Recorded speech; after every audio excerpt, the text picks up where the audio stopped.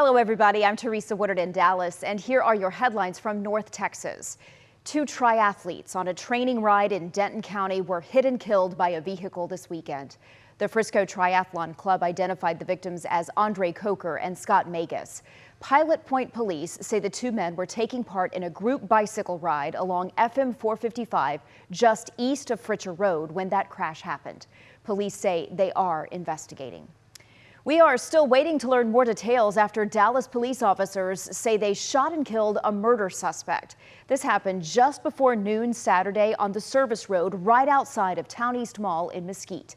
Brittany Costello has the latest from police and reaction from shoppers.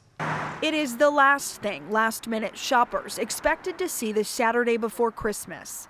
Oh my gosh, really? Police unsuccessfully tried to save a person who was shot near the parking lot of Town East Mall in Mesquite. A witness shared this video with us from the scene. I can only just imagine how the shoppers are probably panicking when they heard the shots outside, Dallas police say it happened during a traffic stop around noon when they tried to pull over a person they believed committed a crime earlier in the day in Dallas. The suspect exited the vehicle armed, and as a result, there was an exchange of gunfire. Dallas police say they tracked that suspect from the scene of a deadly shooting this morning where a woman was killed. It happened here along Markville Drive, about 20 minutes from Town East Mall. People who live in the area say they saw police tape and investigators inside a gated community. Police did not say where it happened, and they would not answer any questions. It's really hectic over here. But people out shopping say they felt uneasy not knowing. It's crazy. I'm lost for words, really. I'm kind of speechless about it, but it's a tragedy overall, most importantly. Dallas police say Mesquite will take over the investigation of the deadly shooting involving Dallas police officers. At this time, it's an active and ongoing investigation. I can tell you that we'll be investigating it just as we would our own officer-involved shootings, and we will release further details as they may become available. In Mesquite, I'm Brittany Costello. Last week, President Donald Trump declared fentanyl a weapon of mass destruction. Now, the new head of the DEA's Dallas division is laying out his plan to confront that drug. Senior crime and justice reporter Rebecca Lopez sat down with Special Agent in Charge Joseph Tucker for an exclusive one-on-one interview. It's the deadliest drug the DEA says it's ever encountered. Just 2 milligrams can kill you. The fentanyl crisis is not new, but the leadership overseeing the fight here in North Texas is.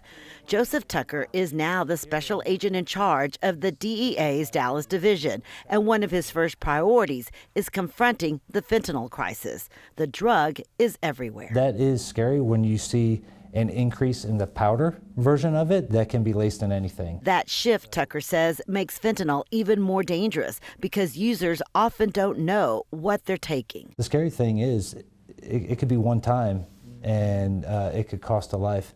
And still, fentanyl is the leading cause of death for Americans between the age of 18 and 45. As he takes over the Dallas division, Tucker says his focus is strengthening enforcement across North Texas and Oklahoma, which he says remains a hub with drugs moving through the region before spreading across the country. The primary route is through Mexico here across the southwest border. While Mexico is the primary trafficking route, Tucker says much of the fentanyl's chemical origin still traces back to China. We're going to try to disrupt the fentanyl supply chain. This comes as the president has formally designated illicit fentanyl a weapon of mass destruction.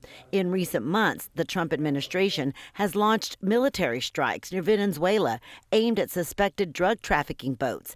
Administration officials have claimed some of those boats contain cocaine and fentanyl, though they have not publicly released detailed evidence or seizure data confirming fentanyl or any drugs were on those boats. Federal drug data and experts note the majority of fentanyl still comes through the southern border. Tucker did not weigh in on the designation or military action, instead pointing to what the DEA is focused on here at home. And that's why we launched Fentanyl Free America, to protect the United States from synthetic opioids by targeting and disrupting the fentanyl supply chain, reducing its availability, and saving American lives. The scope of the problem remains enormous. While the fight over policy is far from settled, the risk to families is clear. One pill can kill. In Dallas, I'm Rebecca Lopez. Three sisters are shattering the norm, having just committed to play college basketball together.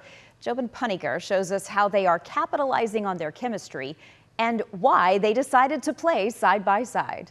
So we're going to do a lot of reps. It is hard enough to get one athletic scholarship to college. Do not take that for granted. The appropriately named Jordans have done that, plus two. This hasn't been done in history, so I'm just glad that I'm doing it with them. Melania, Natalia, and Gianna are three sisters. Boom!